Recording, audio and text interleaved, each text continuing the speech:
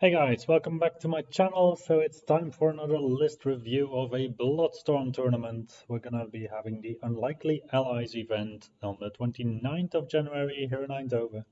It's an event where we play with 1500 point lists, very small lists, but you get an ally, so you are allowed to pair up with another player to face off against a team of two other players. And in most of the missions, there's also quite some importance on scoring units, so I'm going to also evaluate the list a little bit with regards to the amount of scoring that they have and how valuable that scoring is. Myself, I'm going to be playing in the event possibly as a reserve player, so I am there to fill in the gaps if that's needed. We will have probably some switch arounds in maybe teams even because of illnesses and stuff. But if it's possible, then I will join. If it's not, then I won't. So without further ado, I will just go on to the lists. I'm going to spend hopefully about 1 to 2 minutes per team max because there's like 30 teams or so and I don't want the video to be too lengthy. So let's go. First off, we have Team Albert and Ditcho. They play Orcs and Goblins and Kingdom of Aquitaine. First things that I saw when I saw these lists is that Duccio especially has a lot of different units. He doesn't have a unit that is more expensive than 310 points, and for the 310 points he gets 40 lowborn levies, which is quite a fat unit at these point costs. And that is being paired up by Albert with a big unit of, well, relatively big unit for these point costs. Of our Adbashers, I don't know if there's any point cap actually on the unit, but I don't think so. So together they even do bring some magic in the form of a Goblin Witch Doctor, a Wizard Apprentice on Pyromancy, and a Damsel Wizard Apprentice on Shamanism. So they have two spells between them. They still have a Minstrel Folk Hero, which I think is a Divination Mage. So they have quite a rounded list. They don't really have a very impressive combat character, but well, they do have the Orc Chief. On a Wyvern, I think a Wyvern is quite a good thing at these point costs, even though there might be some Scourers, there might be some Scorpions around in the list.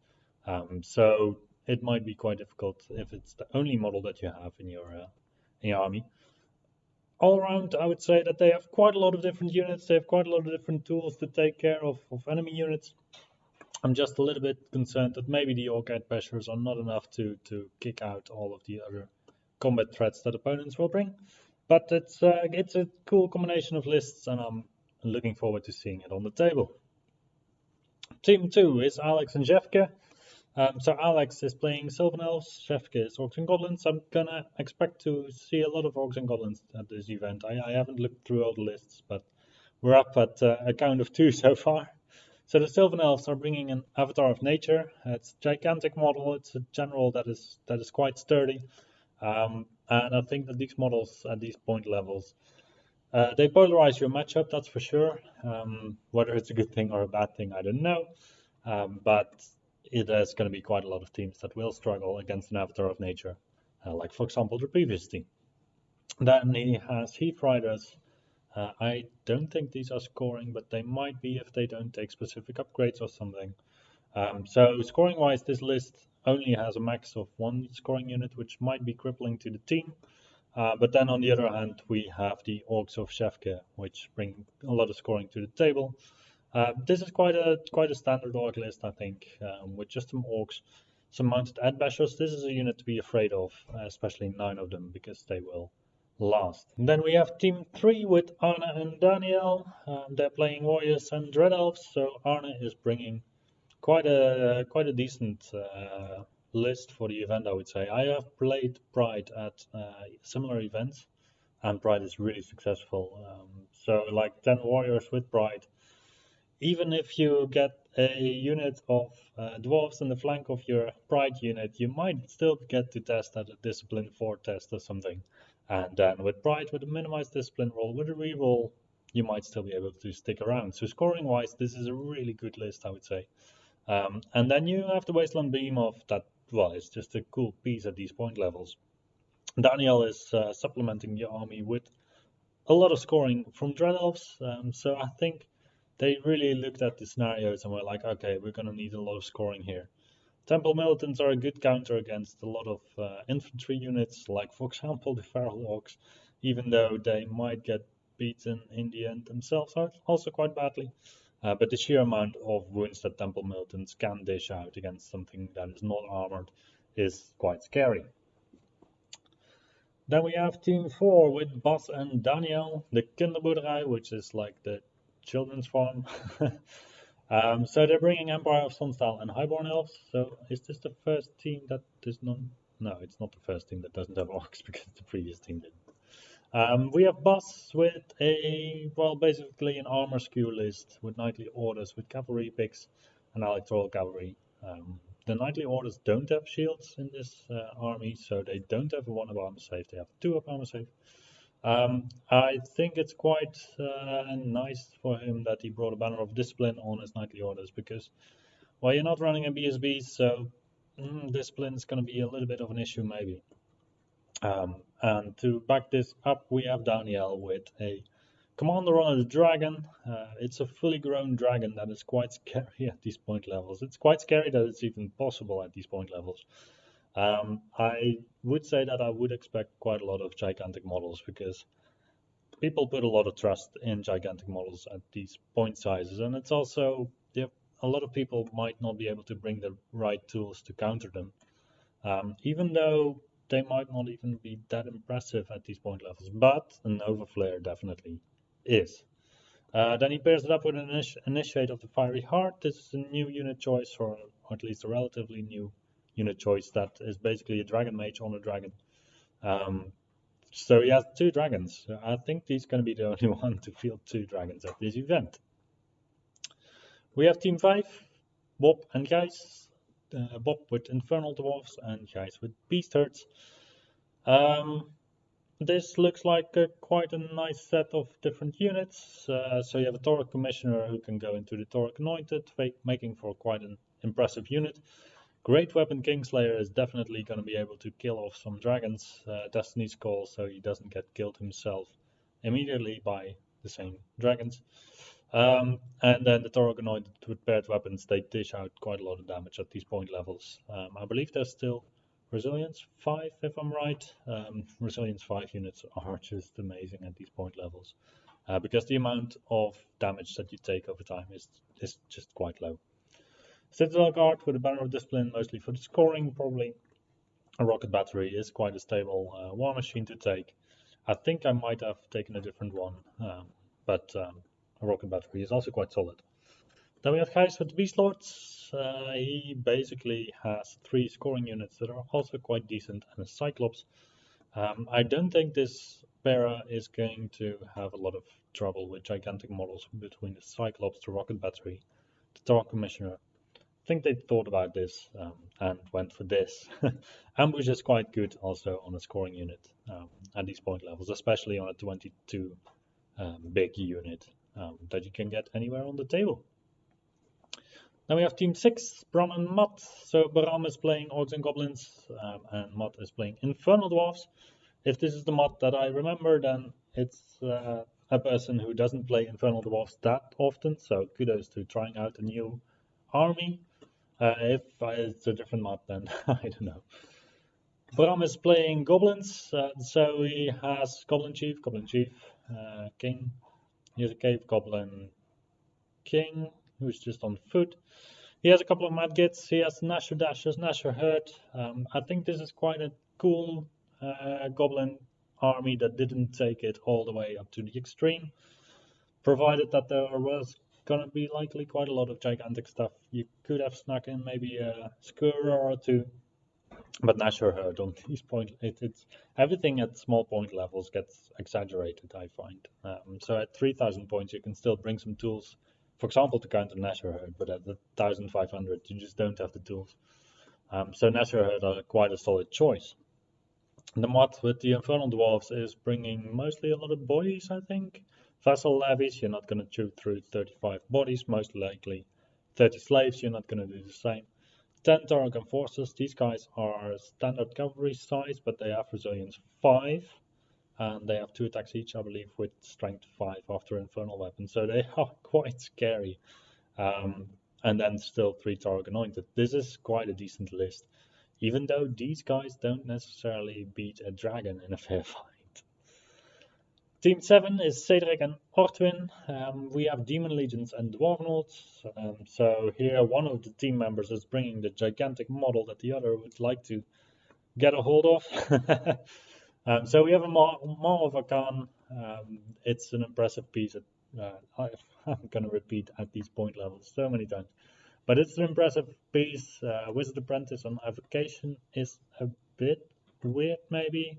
But then again, the Standard Bearer on the Imps has Hand of Heaven as a bound spell, so you might be able to get off your spell from time to time.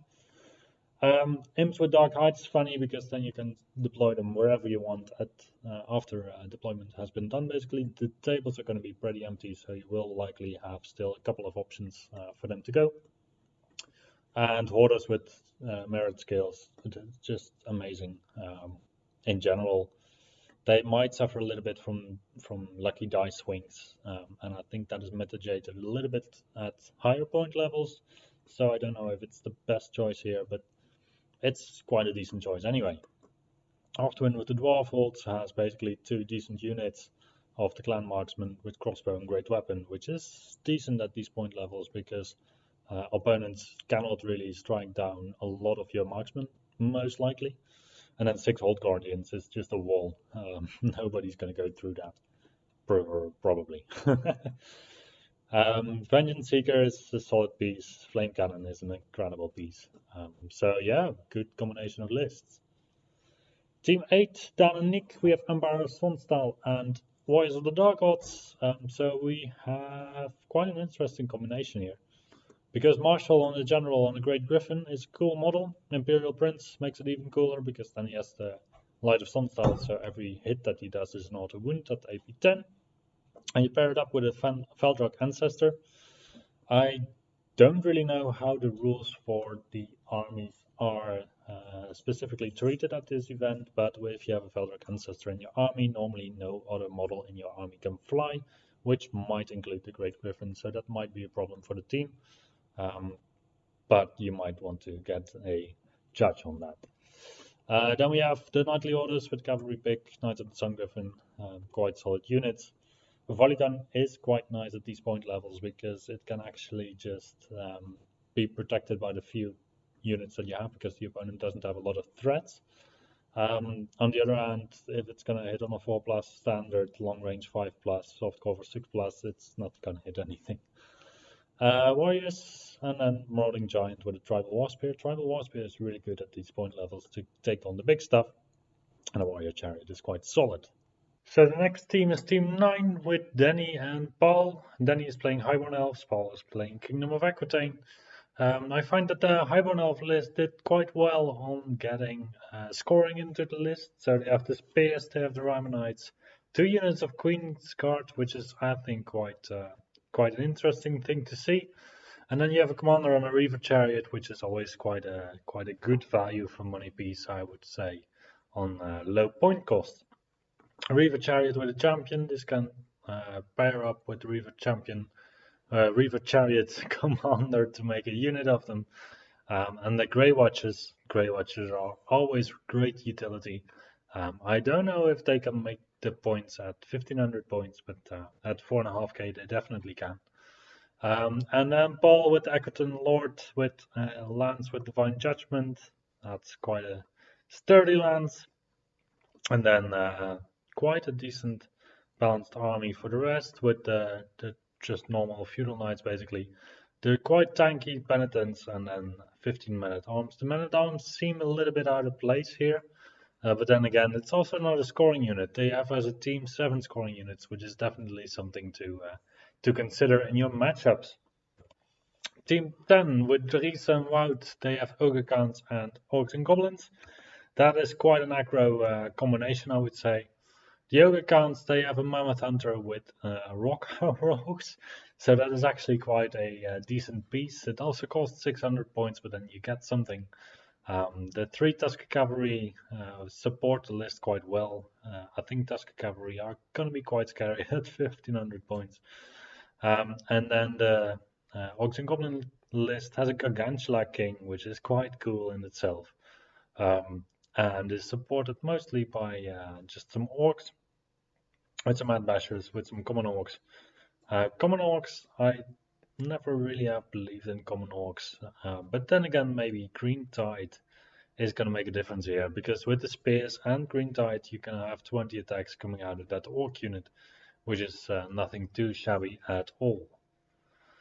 Team 11 with Erik and Peter have Saurian Ancients and Sylvan Elves. That is quite a funny combination. They both want to be in the jungle, but then in different jungles.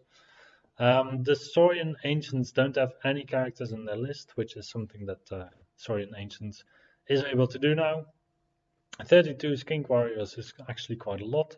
They could pair up with the Kaiman Warriors, which I think is gonna happen. So the Warriors could go into the Skinks, and then you have a massive unit of like 40 wounds. The Tyroscutus herd could even also go still in the unit. I don't know if only one of them can go in, either the Caimans or the Tyroscutus, or maybe even both. But if both go in, you have quite a hefty unit there. But it will only count as one scoring unit though. I don't think Stegiosaurs are scoring, so the list is actually not that heavy on scoring. And then Peter with the Sylvan Elves has 2 units of Dryads, a unit of Forest Rangers, so that is where the scoring comes in. The Tree Father is always decent at these point sizes. The Chieftain, I don't know. Hillshot is quite good. Pathfinder is quite good. But he's only gonna have like 2 shots, 3 shots. I don't even know, to be honest. But 280 points seems like quite a lot for this guy, I would say. But then again, maybe I'm totally wrong, and Peter will be able to use this guy to full advantage. We have Team 12, Floris and Thijs. Floris with Orcs and Goblins, Thijs with Ogre Counts. We saw this combination 2 lists before, but this is quite a different combination. The Orc list is very Orc focused, with an Iron Orc Warlord on foot, with all kinds of different weapons. He's not going to find a lot of different matchups characters-wise that are going to put a dent into him. They have some Orcs that can lean back with heavy armor and a crossbow, and they have some Iron Orcs that are definitely going to pose a challenge for the opponent. And then we have the Ogre kind of list with quite some hard-hitting units, with the Bruisers that are just 21 resilience 4 wounds and great weapons is quite nasty, to be honest. 3 mercenary veterans with Vanguard. I don't know if I understand the Vanguard here, but then again the Yetis also have Vanguard, so this list can actually play aggro also a little bit. I'm just wondering if the units are big enough to make full advantage of this Vanguard. But we will see. We also have Team 13, Gabi and Stefan. Gabi is playing Highborn Elf, Stefan as well. So this is, I think, the first team that we see with the same races on both players. We have Gabi with a commander, Highborn of the Flame. It's an upgrade that not a lot of people take, to be honest, but I think the rest of the list follows quite nicely. So the core is just fast cavalry, basically. But then in special, you have a big block of Flame Wardens, especially at these point levels. This is a big block.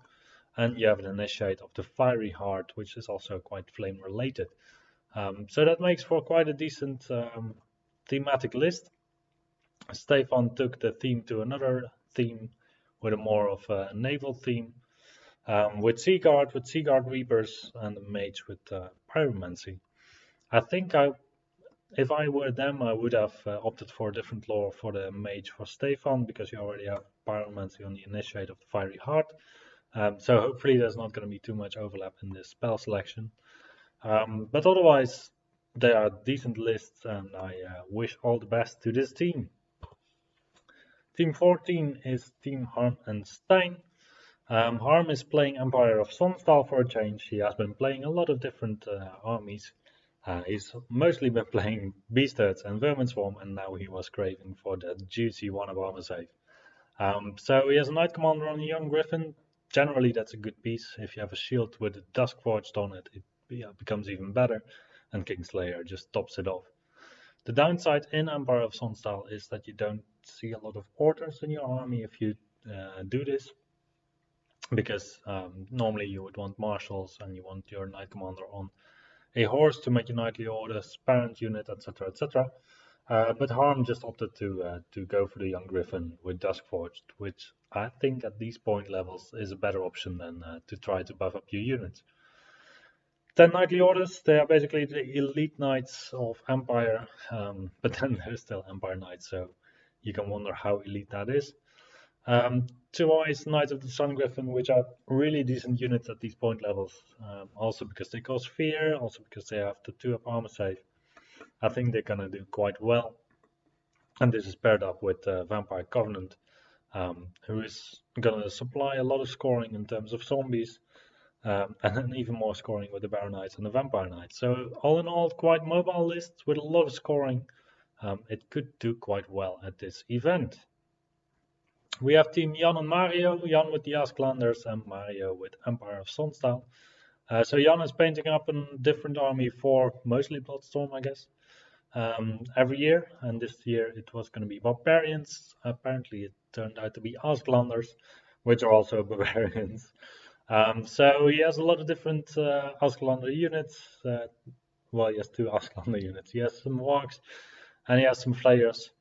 The Flayers will pose a bit of a threat to the opponent, I think, because it's going to be quite difficult to catch them. And then his chief, he is Jarl, so he goes to extra attacks, I believe, or extra discipline, or both, maybe. Longship Raid, I believe, gives the unit ambush, if I'm right. I'm a bit hazy on Asklander rules, but I believe that is it. Marauding Giant is always cool. With Big Brother is even cooler. With the Tribal War Spear is the coolest you can go. So why shouldn't you? So that is definitely the right choice in my opinion. Mario is playing Empire. We once again see quite a lot of knights and a knight theme. So he has a prelate this time and the knight commander. Both go into probably knightly orders. Starker Standard is a decent choice on knightly orders. And then he has some infantry to back it up. These are nice, cheap scoring units. And then in the end, you end up at 1500 points. Jasper and Roland are bringing Dread Elves and Dwarvenolds. So the Dread Elves are bringing quite a lot of shooting, to be honest. I am quite curious how the Harpies are going to play out. I have been looking at Harpies myself. I also made a list with 3 units of them of 9 and at 4.5k. And I was quite eager to test it someday. I don't know if units of 5 Harpies are going to be enough in order to use the sweeping attack, so they might just get more of a role as chaff rather than actually contributing to the battle. But then again, for the rest of the army, the 2 repeater batteries are going to chunk out 16 shots per turn together. The selection Australia is another 30, so that is actually, out of these 3 units, you're going to check out a total of 46 shots per turn. Still, they have to hit, they have to wound, but then again, you have to start with something.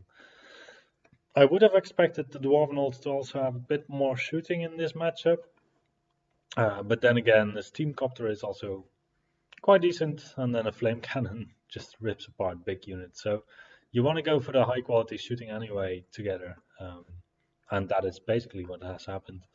And then the 15 Kings card suddenly make a lot more sense, because after all that carnage, 15 Kings card can actually be quite enough to deal with opposing threats. So I think this is quite a decent set of lists to take to the event.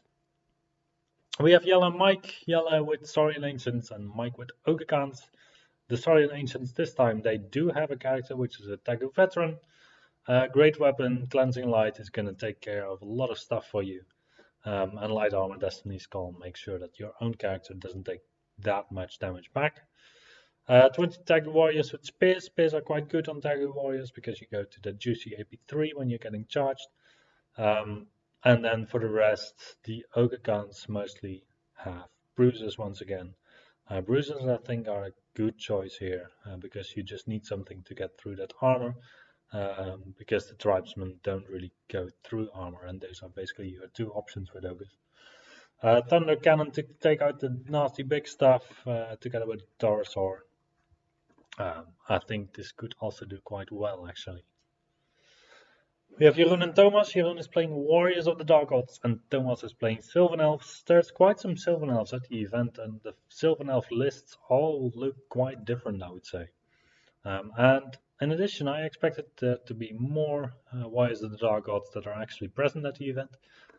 So I would say that there's quite a decent spread of different lists to be found. And we have a Chosen Lord with Death Cheater on a Chimera with a Lance with Cleansing Light. This is quite a tough piece to beat. Barbarian Horseman, Chosen Knights, a single ratchet. I love single ratchet ones. And anybody who has watched my Warriors of the Dark Gods time on this channel will know that I love single ratchet ones. For the Sylvan Elves, we have a Force Print, so they doubled up on the combat power of their characters, and they don't have any magic. They do have sufficient scoring with the Horsemen, with the Chosen Knights, and 2 times Sylvan Archers. Wild Huntsmen are a bit of a wild card, I would say. Some people will be very impressed by how they perform, and others will be not that much impressed if they have a bit of shooting. But then again, it's only 290 points out of your total 3000 points. So why would you not take them? We have Johan and Maarten. Johan and Maarten are playing Beast Herds and Dread Elves. Johan is bringing actually quite a lot. I'm quite impressed that this all fits into a 1500 point army. You have a Centaur Chieftain who upgrades your 5 Centaur unit. 5 Centaurs is not that much. But then again, if you face something that doesn't have a high agility, then the Centaur Chieftain together with the Centaurs can make quite a big difference and quite a big dent in a lot of units. 6 Minotaurs is going to solve any problems that have agility 4 or lower. And if they have a higher agility, then the Minotaurs might pull on the shorter straw. And then the Dread Elves, they have the even higher agility. So there's a general on a Manticore with paired weapons, Celestiating Touch. That's a cool piece. It's going to do quite a lot of damage probably, and I like it. We have some spears, we have some auxiliaries. It's basically the basis to any Dread Elf list nowadays. Because the spears are quite solid in themselves and the auxiliaries as well, and they complement each other quite well with the Academy trained rules, and also with the fact that the spears are a bit anti-armor and the auxiliaries are not. Hunting Chariot is quite an odd choice here, but maybe it will help the Minotaurs to pull off some favorable charges and to take away Swift Stride of your opponents where you would expect them to cause some harm using Swift Stride. Then we have Jordi and Robin. Jordi is playing Empire of Sunstyle, and Jordi is playing Orcs and Goblins. We once again see the return of the Knightly Orders and the Knights of the Sun Griffin, so it's just a combination that works, especially at these point levels, I think. He put in State Militia, I think mostly for fluff reasons rather than something else, because he could also have beefed up his Knight Commander, for example. However, a Knight Commander on a horse with a shield and a lance already checks in at 4 attacks, strength 6 on the charge, which is nothing too bad. And for 190 points, you can just get units like State Militia to favor your matchups in different ways. Paired up with Orcs and Goblins with some juicy magic, and these Goblin Chiefs on Cave Goblins, on Cave Nashes are just really solid pieces for the points that they cost. So I can imagine that you bring them. Double Might Kids and Goblins can give definitely some troubles to some people. Mounted Dead Bashers are your real kicker unit, basically. You have quite a lot of combat power going on there with the Mounted Dead Bashers, with the 2 units of Knights of the Sun Griffin and the Knightly Orders. I think it could do quite well depending on the matchups that you see, but it's a combination of lists that could work quite well. We have Joris and Koen. Joris is playing Dwarvenholz and Koen is playing Ogre Khans. An Engineer General with a Wormslayer rocket is basically a cheap way to run a cannon. A flame cannon complements quite well with it because then you have the Wormslayer rocket as a improvised cannon basically, and a flame cannon to deal with any foot troops. The clan's marksmen are basically just cheap scoring units. However, I think I would have swapped them out with greybeards or warriors with throwing weapons because you can get more bodies basically, and the handguns are not going to do that much generally. Big block of seekers, that's going to be a pain for some people, mostly the people that did not bring any shooting. Kingsguard, always solid. And then we go to Kun with a wizard. So you can fling some spells.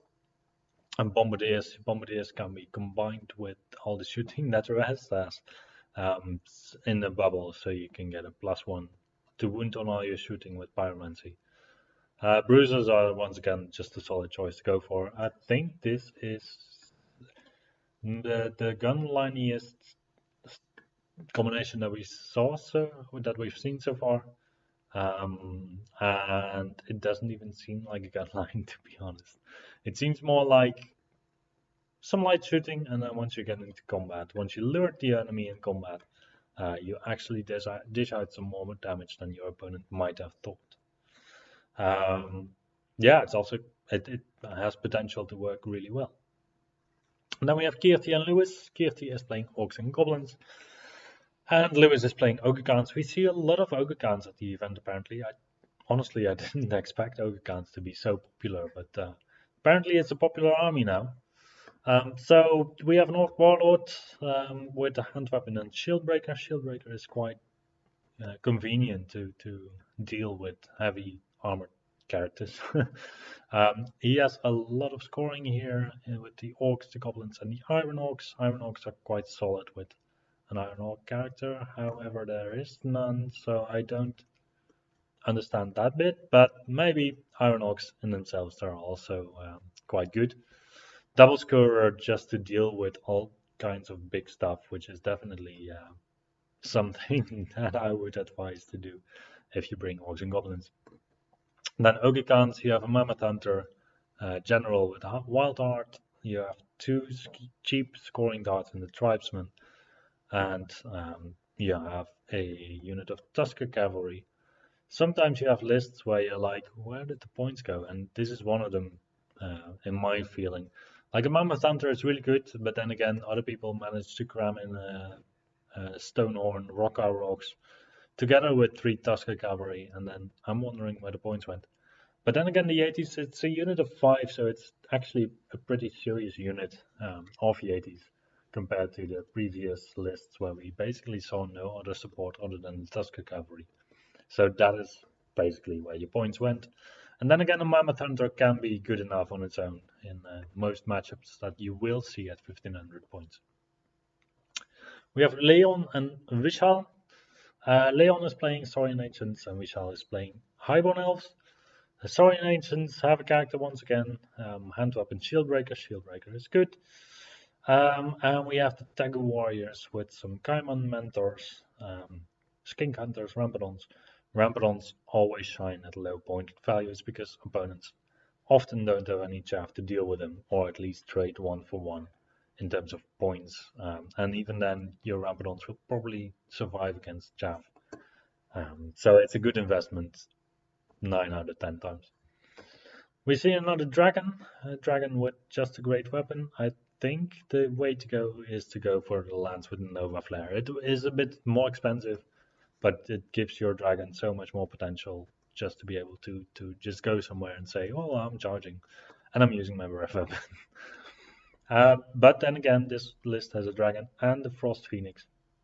It also has a single Reaver Chariot. I would have made a champion out of this one, or I would have put a champion somewhere else in the list, because the only champion you currently have is on the Rampedon. So if you want to get a combo charge off where you can get the jewel of your opponent taken away by something so that your commander doesn't go into the duel, then you would need a champion somewhere. Frost Phoenix can do quite a lot at these point levels. We also have Levi and Maurice. Maurice is playing Infernal Dwarfs, and Levi is gonna round out the list of Orcs and Goblins, or do we have still? Oh, we still have quite a lot of teams to go, or at least 4. So Marises or Levi is bringing orcs and goblins. We have infernal dwarves. We have an overlord with great weapon, cleansing light, bad weapon, shieldbreaker. That is quite a cool combination, I would say, because great weapon, cleansing light is for anything that has AP 3 or has 4 up armor save or less, and the bad weapon, shieldbreakers, is for if you face off against 1 up armor save models. I think it's a cool setup. Also, only 290 points, so I would say that's worth it. Immortals with the Overlord are never going to go anywhere except if the Overlord dies.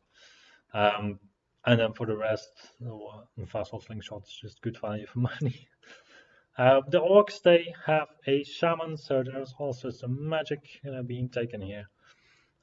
Magical Heirloom for reroll to hit in combat is always good, because Infernal Dwarves also sometimes struggle a little bit with hitting in combat.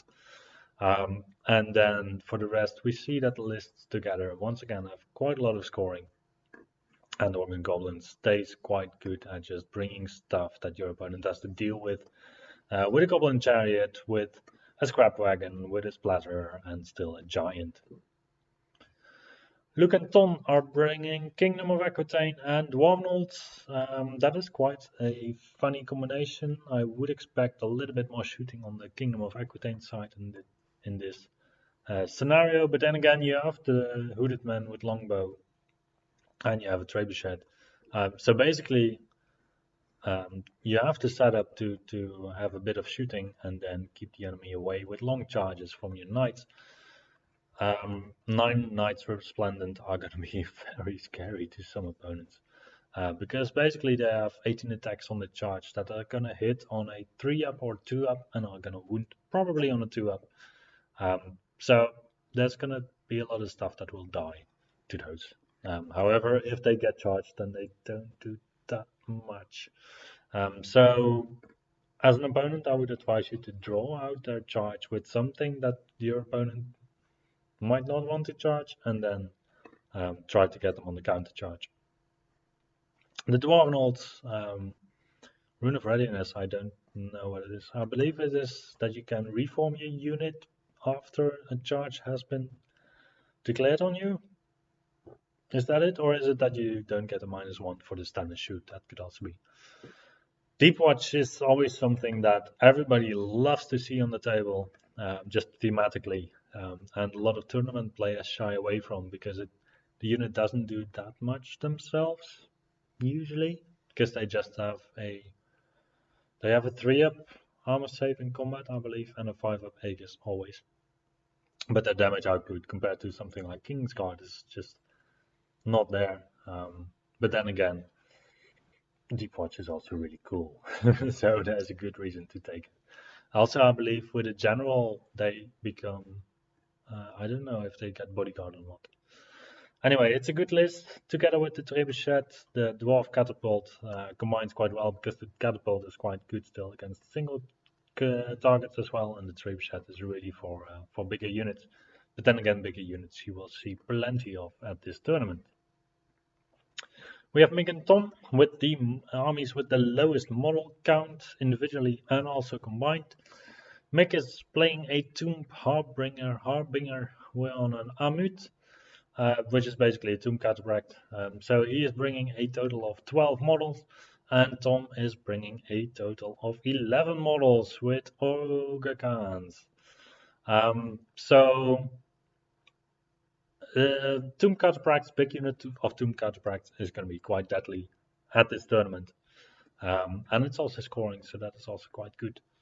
And then if you support it with a big unit of Bruisers, in which you put like 1080 points, that is also going to be quite good. They also have a trick where you decrease the offensive skill, I believe, of the enemy by 2. So it's actually quite sturdy still. And then a Slave Giant with a great weapon, Big Brother. This is something that can kill a dragon every single day. So yeah, they could do quite well. We have Robin and Sicko. Robin is playing Dwarven Elves and Sicko is playing Highborn Elves. There's way more Highborn Elves than I had expected. Maybe this has to do with the fact that you can field Phoenixes. I don't know. maybe people found their Highborn elves and were like, yeah, let's go Highborn elves once again. So the dwarves, they have a Thane general and a Thane with a shield. I don't really know why there's a Thane with a shield. However, as a chaff piece for 120 points, you can get a Thane with a shield. And then there's Greybeard's Kingsguard Deepwatch. I think this is just a very fluffy, very fluffy army, thematic, and just some blocks of dwarves with a flame cannon, and that will get the day done. Sicko, basically the same story, just a couple of different things to make together a nice looking army with a general who is on food, I believe. So he's likely gonna go in the Queen's Guard, I guess. Or he's gonna walk around on his own, as you want. A big unit of Highborn Lances, which will actually do quite some damage, probably. And a Fire Phoenix can, in this format, really annihilate units. We have Tim and Vincent. Tim is playing Infernal Dwarfs and Vincent is playing Demon Legions. So Infernal Dwarfs, they have a Prophet on a Kadim Chariot, which I think is even competitively just a very good piece. And then you have the Citadel Guard with a Flintlock Axe. This hybrid type of unit is also quite good on lower levels because you get to do both things. So why wouldn't you? They are quite expensive though. So you have to make some revenue out of their Flintlock Axes. But then again, there's not going to be that many units that will likely try to take on Citadel Guard head on, if there's 20 of them. And Vincent has a Harbinger, so this time he doesn't bring the Maw of Akan. He instead has twice the 10 Imps. He has some Clawed Fiends, a Titan Slayer Chariot, which is quite a good decision on his part, and the Eidolons to remove some armor. They're nice looking armies, they're quite balanced, and I wish them all the good luck that there is. Then the reserve lists, so this is the list of Lars and of myself. Lars is playing a Chosen Lord of Gluttony, who's the general on a war days. He has some barbarians. I think he had the intention of putting the Lord into the unit, but if you do that, then the Lord is mounted, so you cannot use the Banner of the Relentless Company anymore. So I don't know, Lars, what you did there, but the unit Lord is not going to join these guys, I think. 6 Forsworn is quite a decent unit of Forsworn. 2 Wretched Ones is one too many, but then again, 2 Wretched Ones is also cool. And then for my list, I have a quite a sturdy prince who's meant to deal with like big stuff and small stuff and any stuff basically, just with stuff. Then we have Temple Militants for the anti non-armor stuff. 15 spears to just have some scoring unit. Then raiding party to have some fun, and a Crucible of Slaughter Divine Altar to make everything within 12 inches, even my ally, Frenzy and Battle Focus. So yeah, these wretched ones, they're gonna have Battle Focus with their grind attacks. I thought it was a fun list to put together, and we will see how useful it will be. That's gonna be it for me. So I hope that you enjoyed all these different lists. If I would have to pick a favorite, I really don't know, because the combinations,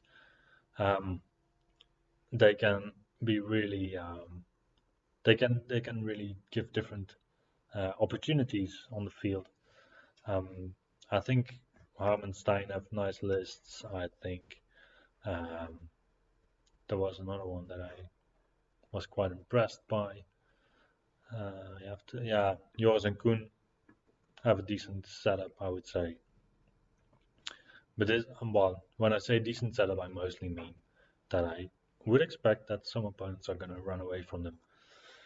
Then again, if you field 3 dragons, I think 3 dragons, 2 dragons, and something else as a team, then you're also doing quite well, obviously. Well, thank you for listening, and I hope to see you at the event, and I will see you next time.